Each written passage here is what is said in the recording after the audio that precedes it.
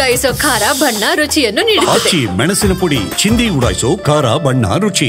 ಕರ್ನಾಟಕದಲ್ಲೂ ಹಲವು ಜಾತಿಗಳಿಗೆ ಸಂಬಂಧಪಟ್ಟ ಹಾಗೆ ಒಳ ಮೀಸಲಾತಿಯನ್ನ ಕಲ್ಪಿಸಬೇಕು ಅನ್ನುವಂಥ ನಿಟ್ಟಿನಲ್ಲಿ ದೊಡ್ಡ ಹೋರಾಟ ಹಲವು ಸಂದರ್ಭದಲ್ಲಿ ಆಗ್ತಾ ಇರುವಂಥದ್ದನ್ನ ನಾವು ನೋಡ್ತಾ ಇದ್ವಿ. ಅದಕ್ಕೆ ಮಾದಿಗ ಸಮುದಾಯವನ್ನ ನಾವು ಬೇರೆ ಬೇರೆ ಸಂದರ್ಭದಲ್ಲಿ ಗಮನಿಸ್ತಾ ಇದ್ವಿ.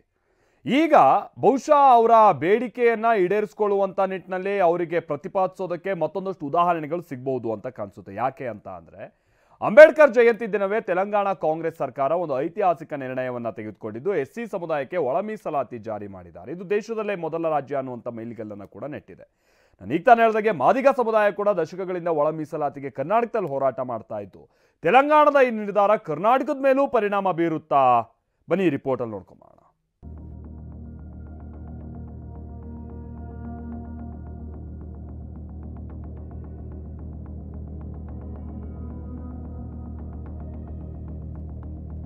ಎಸ್ಸಿ ಒಳ ಮೀಸಲು ಜಾರಿ, ತೆಲಂಗಾಣ ಸರ್ಕಾರ ಐತಿಹಾಸಿಕ ನಿರ್ಧಾರ.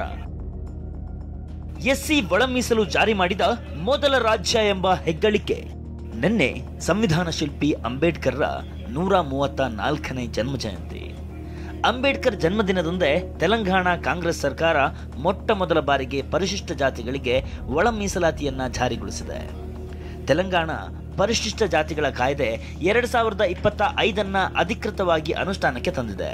ಈ ಮೂಲಕ ಎಸ್ಸಿ ಒಳ ಮೀಸಲಾತಿ ಜಾರಿಗೊಳಿಸಿದ ದೇಶದ ಮೊದಲ ರಾಜ್ಯ ಎಂಬ ಹೆಗ್ಗಳಿಕೆಗೆ ತೆಲಂಗಾಣ ಪಾತ್ರವಾಗಿದೆ. 59 ಎಸ್ಸಿ ಉಪಜಾತಿಗಳು 3 ಗುಂಪುಗಳಾಗಿ ವಿಂಗಡಣೆ. ತೆಲಂಗಾಣ ಎಸ್ಸಿ ಒಳ ಮೀಸಲಾತಿ ಕಾಯ್ದೆ 2025 ಪ್ರಕಾರ 59 ಎಸ್ಸಿ ಉಪಜಾತಿಗಳನ್ನ 3 ಗುಂಪುಗಳಾಗಿ ವಿಂಗಡಿಸಲಾಗಿದೆ.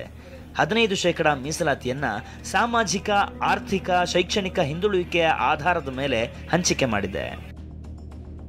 ನ್ಯಾಯಮೂರ್ತಿ ಶಮೀಮ್ ಅಖ್ತರ್ ನೇತೃತ್ವದ ಏಕಸದಸ್ಯ ಆಯೋಗವು 59 ಎಸ್ಸಿ ಉಪಜಾತಿಗಳ ಸಾಮಾಜಿಕ, ಆರ್ಥಿಕ ಮತ್ತು ಶೈಕ್ಷಣಿಕ ಸ್ಥಿತಿಯನ್ನ ವಿಶ್ಲೇಷಣೆ ಮಾಡಿತ್ತು. ಈ ಮೀಸಲಾತಿಯನ್ನ 3 ಗುಂಪುಗಳಾಗಿ ವಿಂಗಡಿಸಿ ಶಿಫಾರಸು ಮಾಡಿತ್ತು. ಆಯೋಗದ ಶಿಫಾರಸಿನ ಅನ್ವಯವೇ ಒಳ ಮೀಸಲಾತಿ ಜಾರಿಯಾಗಿದೆ. ಮಾದಿಗ ಸಮುದಾಯದ 3 ದಶಕಗಳ ಹೋರಾಟಕ್ಕೆ ಫಲ. ತೆಲಂಗಾಣ ಸರ್ಕಾರದ ನಿರ್ಧಾರದಿಂದ ಪರಿಶಿಷ್ಟ ಸಮುದಾಯದ ಒಳಗಿನ ತೀರಾ ಹಿಂದುಳಿದ ಜಾತಿಗಳಿಗೆ ಸಾಮಾಜಿಕ ನ್ಯಾಯವನ್ನು ಒದಗಿಸುವ ಗುರಿಯನ್ನು ಹೊಂದಿದೆ. ಮಾದಿಗ ಮೀಸಲಾತಿ ಹೋರಾಟ ಸಮಿತಿಯಂತಹ ಸಂಘಟನೆಗಳ 30 ವರ್ಷಗಳ ಹೋರಾಟಕ್ಕೆ ಈ ಕಾಯ್ದೆಯಿಂದ ಒಂದು ದೊಡ್ಡ ಗೆಲುವಾಗಿದೆ. ಎಸ್ಸಿ ಒಳ ಮೀಸಲಾತಿ ಜಾರಿಗೆ 2024 ಸುಪ್ರೀಂ ಕೋರ್ಟ್ ತೀರ್ಪು ಕಾರಣ. ತೆಲಂಗಾಣದ ನಿರ್ಧಾರ ಕರ್ನಾಟಕದಲ್ಲೂ ಪರಿಣಾಮ ಬೀರಲಿದೆಯಾ? ತೆಲಂಗಾಣ ಸರ್ಕಾರ ಈ ಕಾಯ್ದೆ ಜಾರಿ ಮಾಡಲು 2024 ಸುಪ್ರೀಂ ಕೋರ್ಟ್ ತೀರ್ಪು ಕೂಡ ಕಾರಣವಾಗಿದೆ. ಜಾತಿಗಳ ಸಾಮಾಜಿಕ, ಆರ್ಥಿಕ ಸ್ಥಿತಿಯ ಡೇಟಾದ ಮೇಲೆ ಒಳ ಮೀಸಲಾತಿಯನ್ನ ಜಾರಿಗೊಳಿಸಲು ರಾಜ್ಯಗಳಿಗೆ ಸುಪ್ರೀಂ ಕೋರ್ಟ್ ಅಧಿಕಾರ ನೀಡಿತ್ತು. ತೆಲಂಗಾಣವು ಈ ತೀರ್ಪನ್ನ ತಕ್ಷಣವೇ ಕಾರ್ಯಗತಗೊಳಿಸಿದ್ದು ದೇಶಕ್ಕೆ ಮಾದರಿಯಾಗಿದೆ. We immediately declared in the assembly that we will go forward with a SC categorization as per Supreme Court orders. The first state in the country after Supreme Court judgment to have gone ahead with SC categorization, and it will be enforced from today.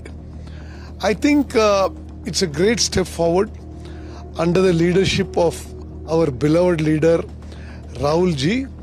We are committed to social justice to all the weaker sections, all the backward sections, and the weakest of the weak, the poorest of the poor. ತೆಲಂಗಾಣದಲ್ಲಿ ಒಳ ಮೀಸಲಾತಿ ಜಾರಿಯಿಂದಾಗಿ ಕರ್ನಾಟಕದಲ್ಲೂ ಪರಿಣಾಮ ಬೀರುವ ಸಾಧ್ಯತೆ ಇದೆ.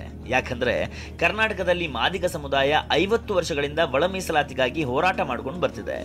ಮಾದಿಗ ಸಮುದಾಯಕ್ಕೆ ಒಳ ಮೀಸಲಾತಿ ನೀಡಬೇಕು ಅಂತ ನ್ಯಾಯಮೂರ್ತಿ ಎಜೆ ಸದಾಶಿವ ನೇತೃತ್ವದ ಆಯೋಗ ಶಿಫಾರಸು ಮಾಡಿತ್ತು. ನ್ಯಾಯಮೂರ್ತಿ ಎಜೆ ಸದಾಶಿವ ನೇತೃತ್ವದ ಆಯೋಗದ 2012 ವರದಿಯಲ್ಲಿ ಈ ಶಿಫಾರಸು ಮಾಡಲಾಗಿತ್ತು. ಆದರೆ ರಾಜಕೀಯ ಒತ್ತಡದಿಂದಾಗಿ ಒಳ ಮೀಸಲಾತಿ ಇನ್ನೂ ಜಾರಿಯಾಗಿಲ್ಲ. ಇದು ತೆಲಂಗಾಣ ಸರ್ಕಾರ ಒಳ ಮೀಸಲಾತಿ ಜಾರಿ ಮಾಡಿರೋದ್ರಿಂದ ಕರ್ನಾಟಕದ ಕಾಂಗ್ರೆಸ್ ಸರ್ಕಾರದ ಮೇಲೂ ಒತ್ತಡ ಬಿದ್ದಂತಾಗಿದೆ. ಕರ್ನಾಟಕದಲ್ಲಿ ಒಳ ಮೀಸಲಾತಿ ಹೋರಾಟ ಮತ್ತಷ್ಟು ತೀವ್ರ ಸ್ವರೂಪ ಸಾಧ್ಯತೆ ಇದೆ. ಹರೀಶ್, TV9 ನವದೆಹಲಿ.